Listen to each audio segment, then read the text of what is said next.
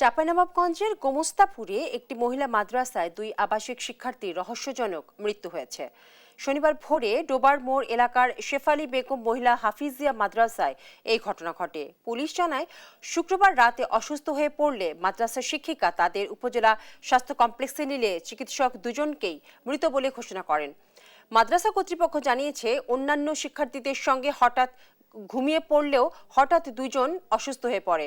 চিকিৎসক জানান, একজনকে মৃত অবস্থায় আনা হয়, অপরজন হাসপাতালে নেয়ার কিছুক্ষণ পর মারা যায়। গোমস্তাপুর থানার অফিসার ইনচার্জ বলেন, এই বিষয়ে তদন্ত চলছে।